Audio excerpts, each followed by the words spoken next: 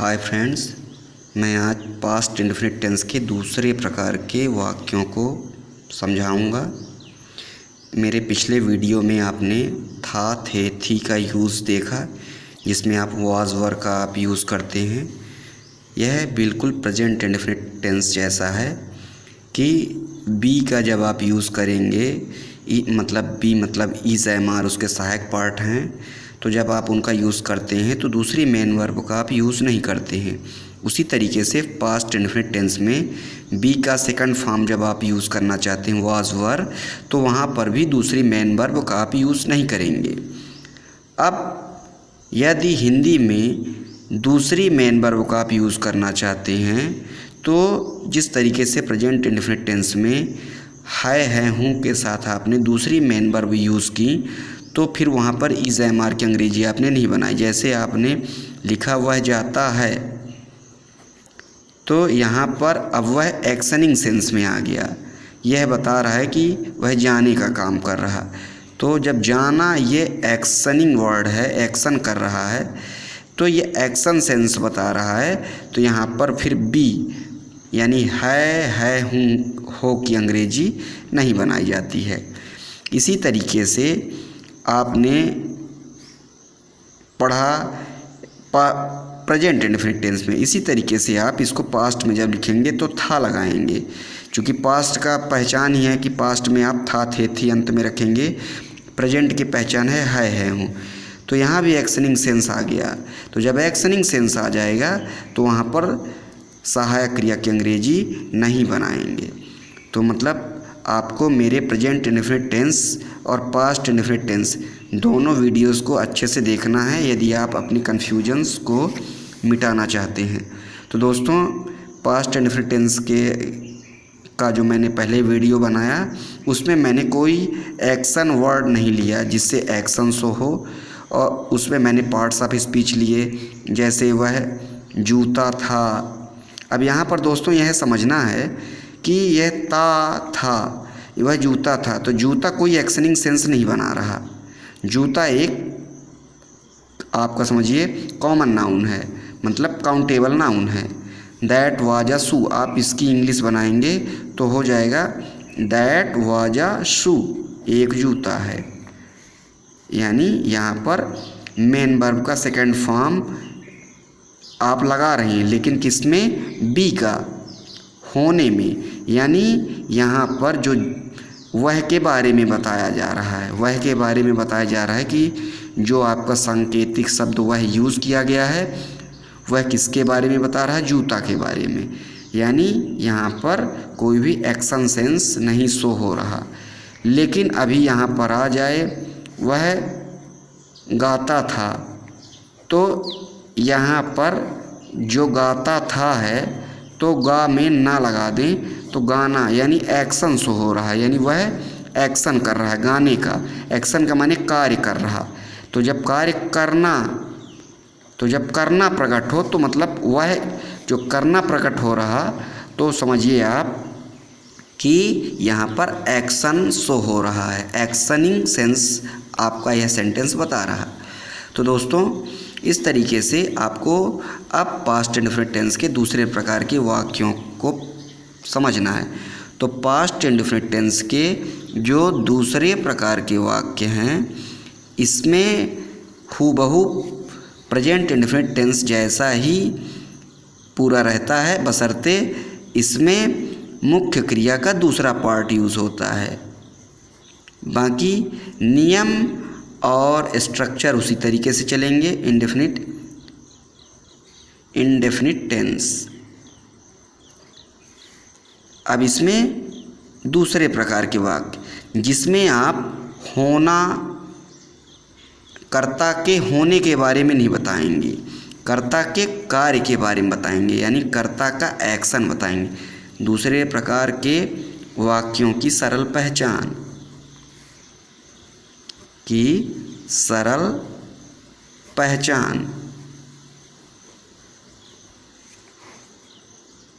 तो दूसरे प्रकार के वाक्यों की सरल पहचान।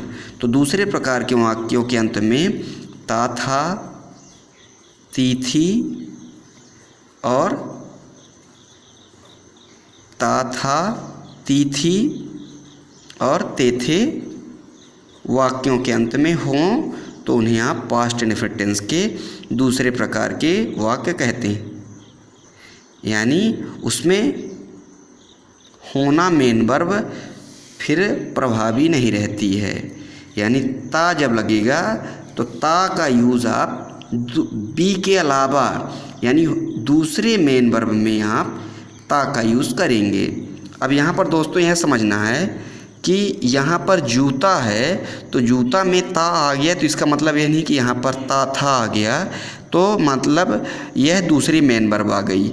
आप जू ना लगा के आप चेक करिए, तो जू में ना लगाएंगे तो क्या कोई मेन वर्ब बना रहा, तो यहाँ पर ना लगाएंगे तो ना लगाने से कोई मेन वर्ब शो नहीं हो रहा है। इस तरीके से आपको धोखा हो कि ता था आया तो इस तरीके से नहीं। जैसे यहाँ पर गाना यानी गा में ना लगा देंगे तो गाना, ये एक्शनिंग सेंस है यानी सिंग, तो आप सिंग का दूसरा फॉर्म यूज़ करेंगे। चूँकि पास्ट इंडेफिनिट टेंस में थोड़ा सा नियम आपको समझना रहेगा, बाकी बहुत इजी है पास्ट इंडेफिनिट टेंस।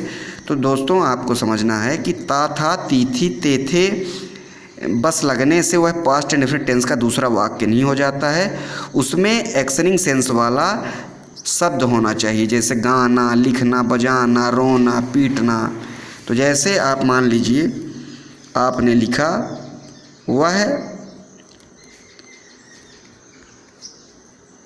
जाता था,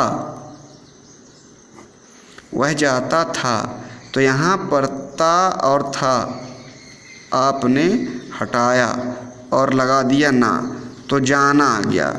गो मतलब होता है जाना, गो का मतलब होता है जाना, तो यानी वह जो है एक्शन यानी कार्य कर रहा है जाने का। तो यहाँ पर अब आपको मैंने बताया कि जिस तरीके से प्रेजेंट इंडेफिनिट टेंस में दूसरी मेन वर्ब जब आ जाती हैं तो वहाँ पर होना वाली मेन वर्ब का यूज़ नहीं करते हैं। यानी आप वहाँ पर हिंदी के जो ये था, थे, थी हैं इनकी अंग्रेजी नहीं बनाएंगे, यानी वाज वर का आप यूज़ नहीं करेंगे। तो आपको यहाँ पर नोट मैं लिख रहा हूँ कि था, थे, थी ये होना बताती हैं, तो यहाँ पर होना नहीं बता रही हैं। ये ता और था दोनों मिलकर बता रहे हैं कि पास्ट में यह कहीं गया था, माने भूतकाल में, वर्तमान में नहीं। तो ता और था दोनों मिलकर बता रहे हैं, तो दोनों जब मिलकर बता रहे हैं तो यह अकेले नहीं बता रही है। तो मतलब था, थे, थी जो है इसकी अंग्रेजी आपको नहीं बनाना है। था, थे, थी की, था, थे, थी की अंग्रेजी नहीं बनाना है, नहीं बनाना है। जिस तरीके से मेरे आपने यदि वीडियोस देखे होंगे तो उसमें प्रेजेंट इंडेफिनिट टेंस में मैंने बताया कि जब एक्शनिंग सेंस वाला कोई शब्द आ जाए तो वहाँ पर आपको सहायक क्रियाओं की अंग्रेजी नहीं बनाना है, यानी बी का यूज़ नहीं करना है। तो यदि बी प्रेजेंट इंडेफिनिट टेंस में एक्शनिंग सेंस दे रहा है हिंदी में, जैसे वह जाता है, तो वहाँ पर फिर बी यानी इज एम आर का यूज़ नहीं करना है। जाता है तो जाना की अंग्रेजी बनाना है। उसी तरीके से पास्ट इंडेफिनिट टेंस में जाता था, यहाँ भी एक्शनिंग सेंस है तो बी के दूसरे फॉर्म का आप यूज़ नहीं करेंगे, यानी वॉज वर का आप यूज़ नहीं करेंगे। और शुद्ध यदि आप समझें तो ऐसा समझ लीजिए कि था, थे, थी की अंग्रेजी नहीं बनाना है, यानी जाना की अंग्रेजी बनाना है। तो दोस्तों इसमें सबसे सरल बात यही है कि सकारात्मक वाक्य जितने भी आपके सकारात्मक वाक्य ये आप लिख लीजिए, तो जो सकारात्मक वाक्य होंगे तो इसमें कर्ता का विभाजन नहीं करना है। सकारात्मक वाक्य में सभी कर्ता के साथ दूसरा form all subject, for all subject, यानी सभी कर्ता के साथ जितने भी आपके आई, वी, यू, दे सभी कर्ता, यहाँ पर मैं लिख रहा हूँ for all subject, for all subject जो भी आप यूज़ करेंगे। बशर्ते कि वह वाक्य सकारात्मक हो, यानी उसमें नहीं या प्रश्नवाचक शब्द ना हो, तो मुख्य क्रिया का दूसरा फॉर्म आप यूज़ करेंगे। जैसे वॉज वेयर में दो शब्द हैं तो अंतर करना पड़ता है, एक वचन और बहुवचन। लेकिन जब था थे थी के साथ दूसरी मेन वर्ब आ जाएंगी, यानी था थे थी सहायक क्रिया के साथ दूसरी मेन वर्ब आ जाती है, तो उस मेन वर्ब की प्रधानता बढ़ जाती है, उसका दूसरा रूप आप सकारात्मक वाक्यों में करेंगे। लेकिन केवल सकारात्मक के लिए यह नियम है। और आपको दोस्तों मेरी बात समझ में आ गई होगी कि आपको था थे थी की अंग्रेजी नहीं बनाना है।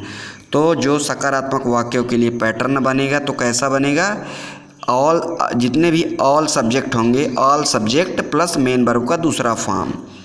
तो यहाँ पर मैंने लिखा वह जाता था, तो मैंने बताया कि वह एक्शनिंग सेंस शो कर रहा है। जाना, ता था को आपने काट दिया, ता था हट जाएगा, और जाना, तो जाना काहे माने होता है गो। और तो यहाँ ता था से पहले आप टेंस क्लियर करिए कि यह पास्ट इंडेफिनिट टेंस है, जिसमें था थे थी के अलावा दूसरी मेन वर्ब यूज़ की गई है, दूसरी मेन वर्ब यूज़ की गई है, इसलिए था थे थी की अंग्रेजी नहीं बनेगी। पास्ट इंडेफिनिट टेंस के ये दूसरे प्रकार के वाक्य हैं जिसमें दूसरी मेन वर्ब होना के अलावा यूज़ की जाती हैं, और होना मेन वर्ब के अलावा जो मेन वर्ब यूज़ की जाती हैं उनमें ता था ती थी ते थे अंत में लगाया जाता है। और ता था हटाने के बाद उसमें जाना ना लगा देना है, तो ना लगाने के बाद आपको उस मेन वर्ब के बारे में पता चल जाता है। जाना यानी गो का दूसरा फॉर्म, तो ये गो का दूसरा फॉर्म। और वाक्य आपको ध्यान में रखना है कि सकारात्मक के लिए नियम है, वाक्य जब सकारात्मक होगा तभी दूसरे प्रकार यानी मेन वर्ब का दूसरा प्रकार यूज़ करेंगे, दूसरा फॉर्म, मेन वर्ब का दूसरा फॉर्म। मेन वर्ब के दूसरे फॉर्म को पास्ट बोलते हैं। मेन वर्ब का जो दूसरा फॉर्म होता है इसको पास्ट बोलते हैं, PAST। इसमें खाली पास्ट यानी पास्ट इंडेफिनिट टेंस में ही मेन वर्ब का दूसरा फॉर्म लगता है। अब वाज वर भी दूसरा फॉर्म है, बी का दूसरा फॉर्म, तो यहाँ पर बी का दूसरा फॉर्म यानी वाज वर यूज़ नहीं होगा, क्योंकि वाज वर के अलावा दूसरी मेन वर्ब आ गई है जाना। तो आपको मेन वर्ब के जो फॉर्म हैं वो याद करने पड़ेंगे। मैं अगले कुछ वीडियो के बाद एक वीडियो केवल मेन वर्ब के लिए बनाऊंगा, जिसमें लगभग 50 मेन वर्ब लूँगा। पहले 50 मेन वर्ब आपको बताऊंगा। गो दूसरा फॉर्म है वेंट, और तीसरा फॉर्म है गॉन, GONE। तो आपको यहाँ पर ध्यान रखना है कि सकारात्मक वाक्यों में ही यह रूल अप्लाई होगा।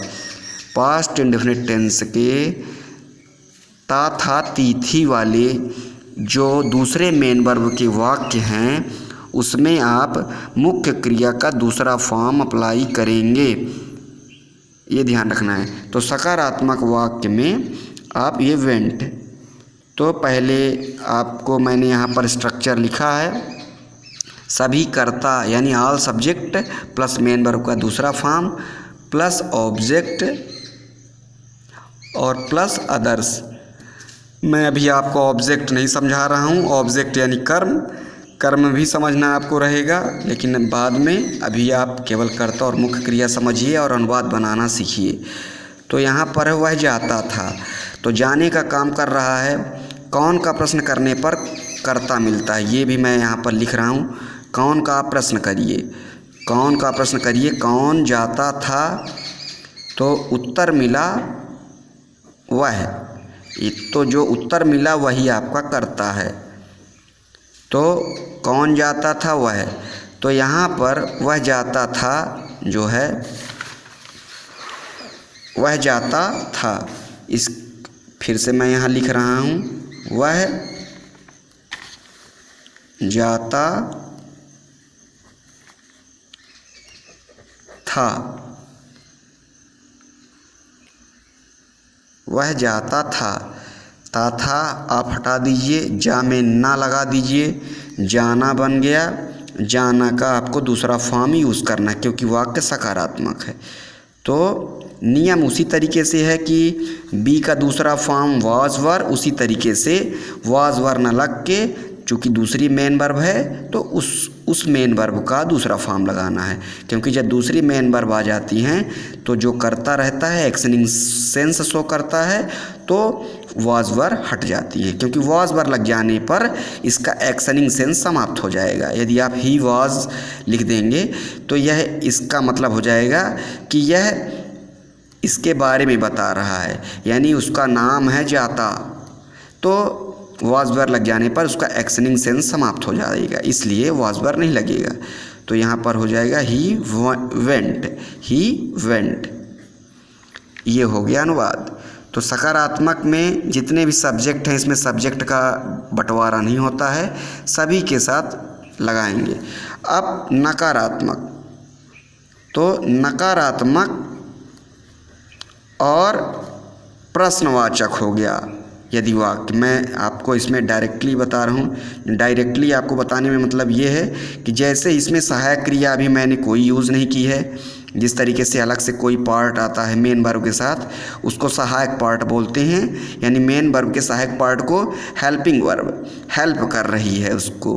तो इसमें हेल्पिंग वर्ब कब आएगी, या तो जब वाक्य नकारात्मक हो या तो वाक्य प्रश्नवाचक हो, यानी दूसरी मेन वर्ब की सहायक पार्ट, दूसरी जो मेन वर्ब हैं गो, कम, ईट, इनकी सहायक पार्ट, तो इनकी सहायक पार्ट है डिड।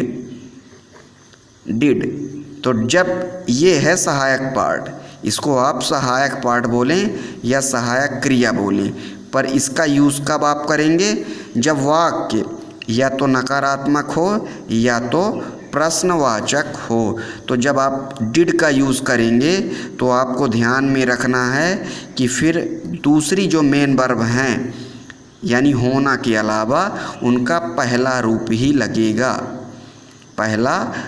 लगेगा, यानी नकारात्मक प्रश्नवाचक वाक्य जब होंगे तो आपको सहायक पार्ट डिड का यूज़ करना है, क्योंकि जिस तरीके से आप यहाँ पर समझ लीजिए मेन वर्ब के फर्स्ट फॉर्म, मेन वर्ब का ये सेकंड फॉर्म, मेन वर्ब का थर्ड फॉर्म।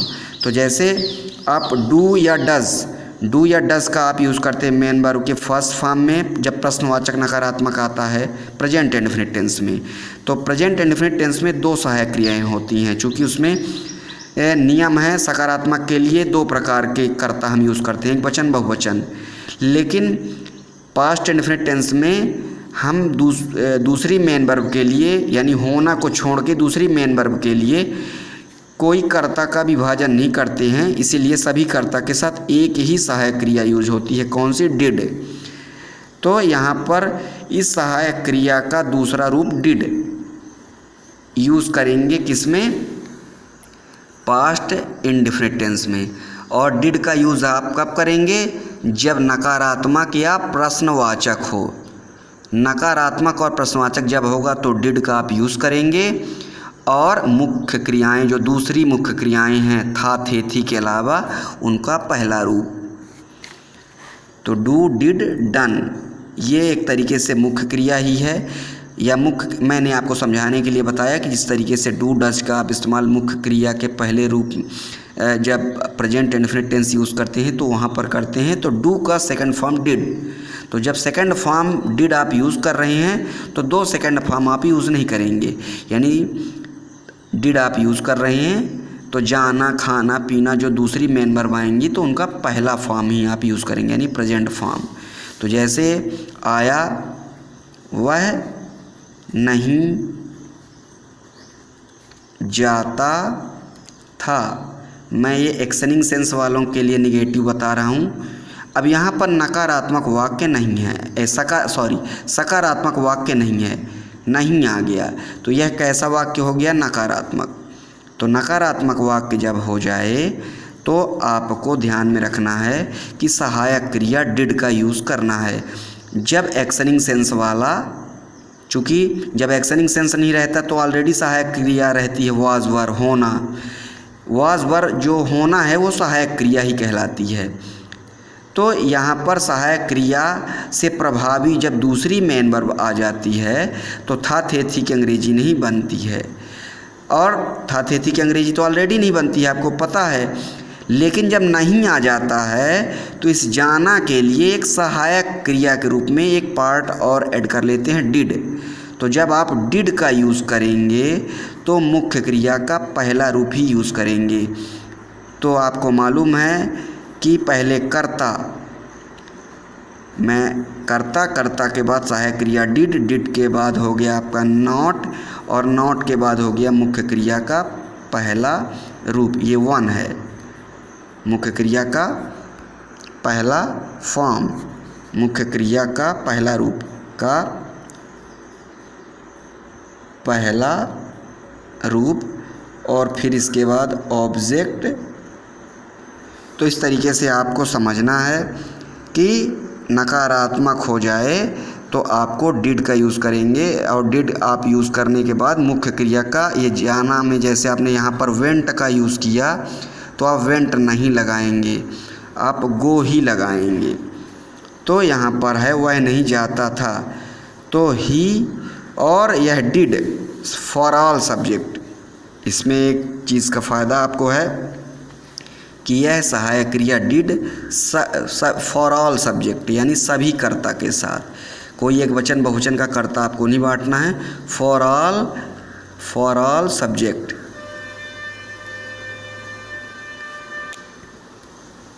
जितने भी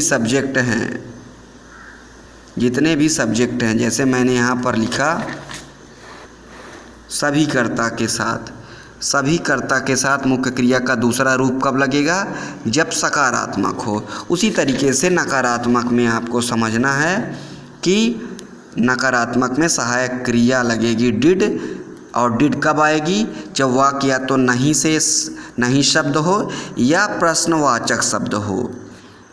तो यहाँ पर होगा ही, डिड, नॉट, और इसके बाद गो। चूँकि मैंने बताया था थेथी का यूज़ तो होगा ही नहीं जब दूसरी मेन वर्ब आ जाए, न सकारात्मक में, न नकारात्मक में, न प्रश्नवाचक में, कहीं भी था थेथी की अंग्रेजी यूज़ नहीं करना है।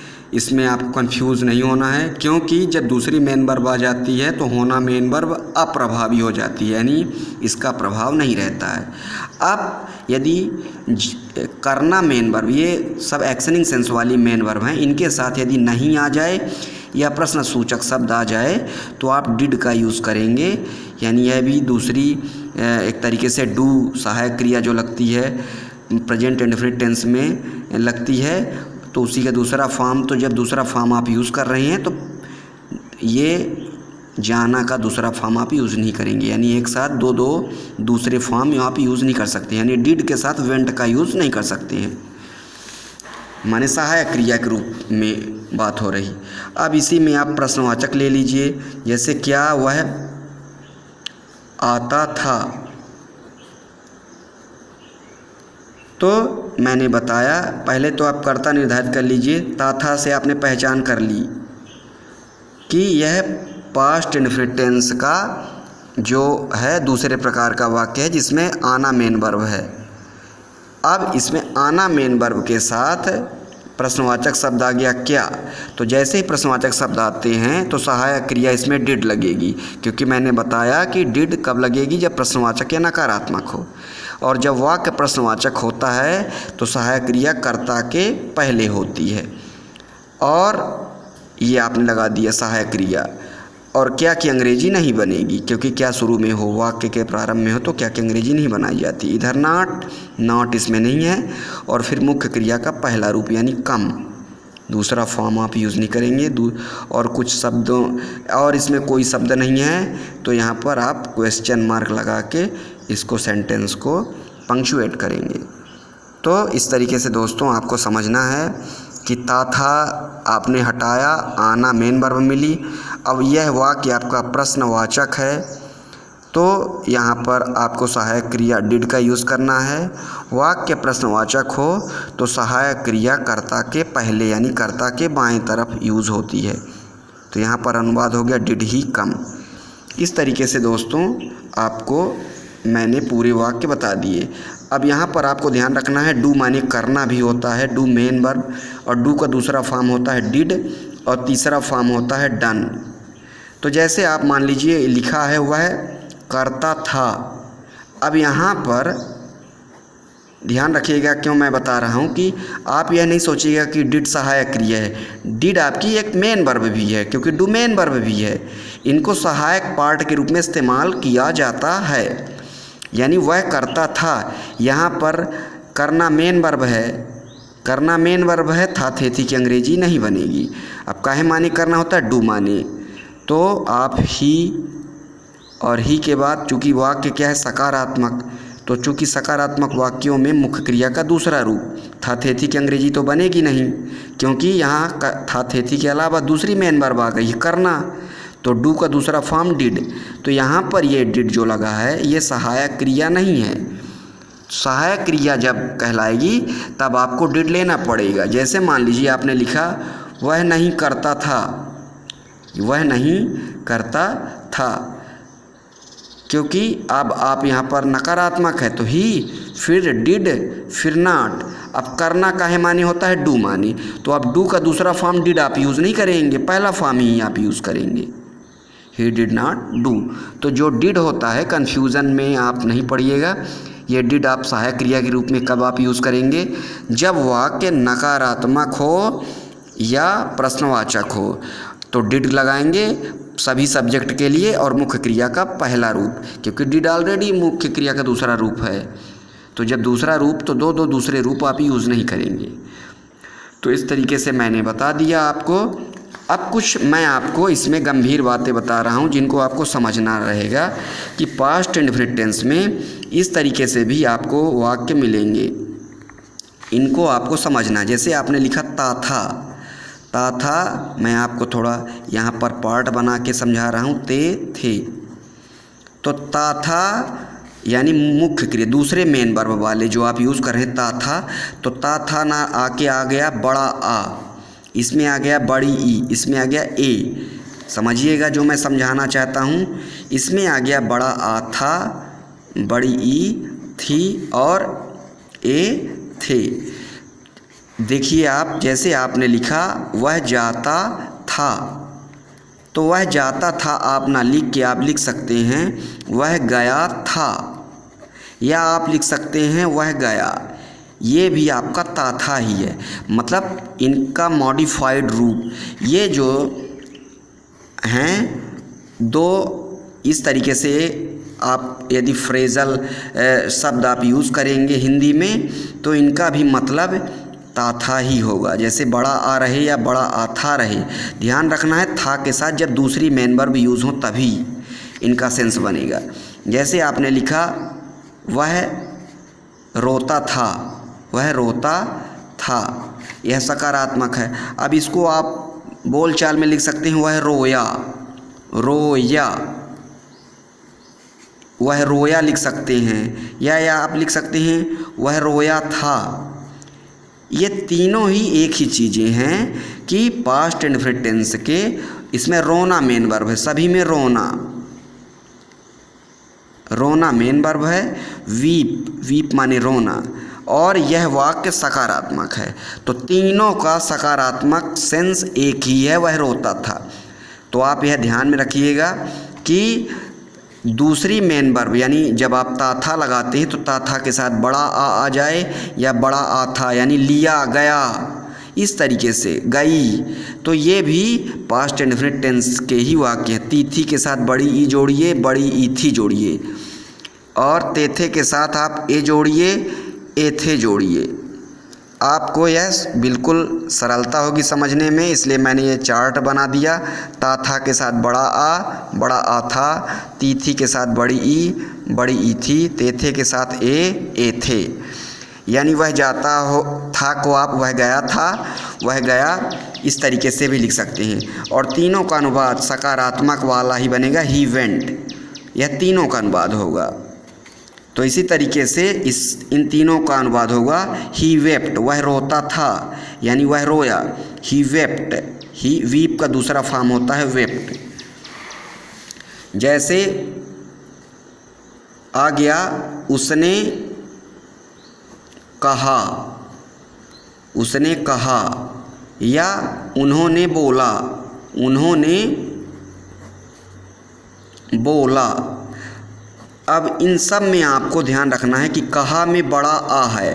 बड़ा आ का मतलब है ता था इसमें है, और इसमें भी बड़ा आ है, इसमें भी ता था है। ये आपको ध्यान में रखना पड़ेगा। उसने को आप वह बोलेंगे और उन्होंने को आप वे बोलेंगे, ये वे है। तो आपको ध्यान रखना है कि उसने कहा का मतलब है वह कहता था, वह कहता था, और उन्होंने बोला का मतलब है वे बोलते थे। तो इन सबको इस तरीके से भी लिखा जा सकता है। जैसे मैंने बताया राम एक राजा था, तो आप उसको लिख सकते हैं राम एक राजा थे। तो मतलब सेंस यही निकल रहा है पास्ट का। जैसे उसने देखा, उसने देखा, तो इसमें है बड़ा आ। वह आई, वह आई, इसमें है सेंस वह आती थी, वह आती थी।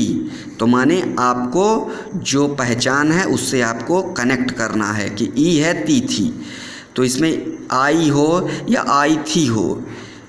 और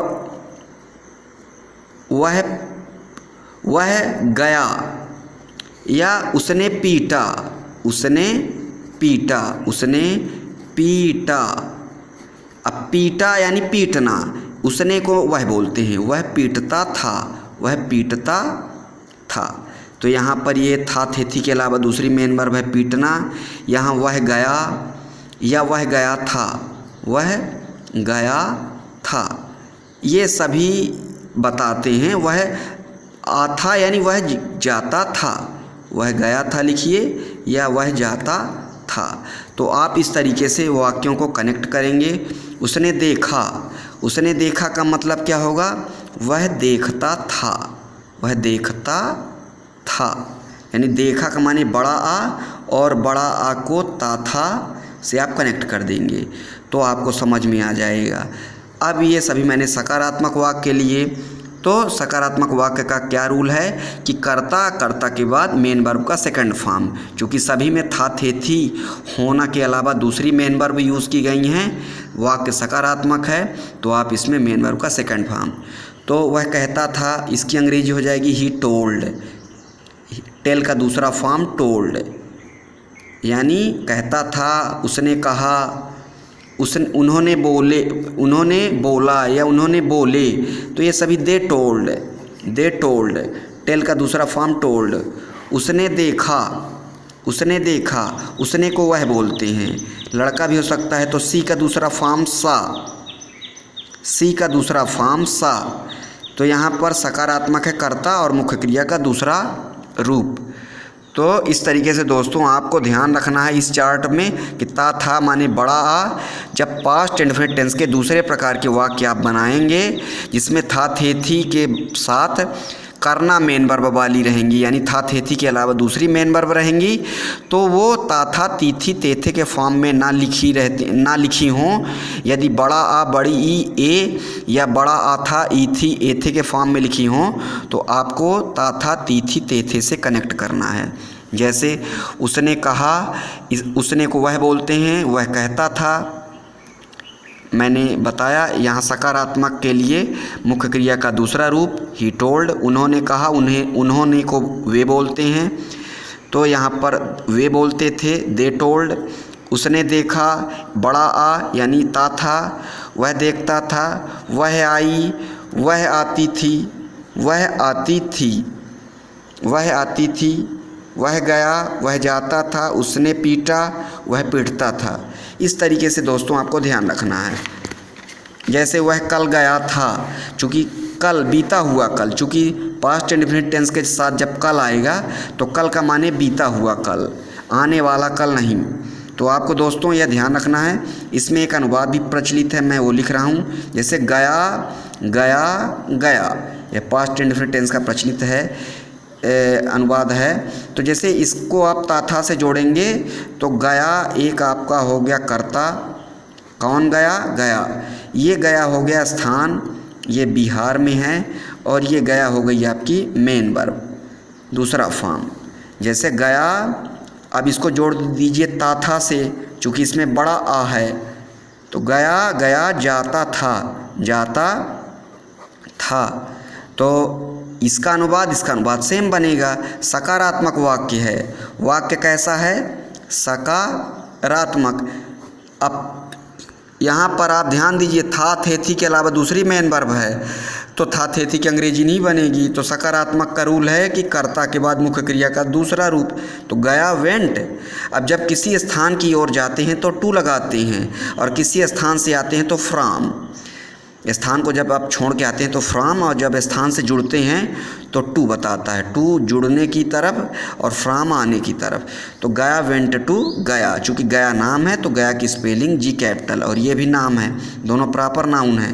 तो यहाँ कर्ता जो है मुख्य क्रिया को कर रहा है, वो कर्ता गया है, उसका नाम गया है, और यह गया स्थान है। तो यहाँ गया गया गया, तो गया कर्ता हुआ, गया स्थान हुआ, और गया यहाँ पर मुख्य क्रिया का दूसरा रूप। तो यहाँ पर इस तरीके से आप लिखेंगे, गया गया जाता था। तो गया वेंट टू गया। इस तरीके से आपको समझना है। कौन का प्रश्न आप मुख्य क्रिया के साथ करेंगे तो आपको कर्ता का ज्ञान होगा। कौन गया? गया। कहाँ का प्रश्न करेंगे तो उससे स्थान का बोध होता है, और कौन का प्रश्न करेंगे तो कर्ता का बोध होता है। कौन का प्रश्न मुख्य क्रिया के साथ करेंगे, मुख्य क्रिया के साथ कौन गया तो गया, उत्तर मिला गया यानी कर्ता। कहाँ गया तो गया स्थान का नाम, और जो गया है वह मेन वर्ब है यानी जाना, जाता था। गया वेंट टू गया। जैसे वह चली गई, वह चली गई यानी वह जाती थी, या वह चली गई थी। जैसे वह कल चली गई थी, तो इसका मतलब क्या होगा? वह कल, इसको आप इस तरीके से लिख लीजिए, वह कल जाती थी। तो सी वेंट। अब बोलचाल में आदमी वह कल जाती थी ना बोल के वह कल चली गई थी, क्योंकि पास्ट इंडेफिनिट टेंस बीता हुआ बताता है। ये ता था ती थी केवल पहचान के लिए हैं। बोलचाल में इसी तरीके से लिखा जाएगा, वह कल चली गई थी। आपको इसके साथ कनेक्ट करना है। She went yesterday, YESTERDAY। तो दोस्तों YESTERDAY। तो दोस्तों मैं अपना वीडियो यहीं पर समाप्त करता हूँ। अभी मैं और वीडियोस बनाऊंगा, उसमें आपको अच्छे से समझ में आएगा। मेरा यह वीडियो आप देखिए और समझिए। धन्यवाद।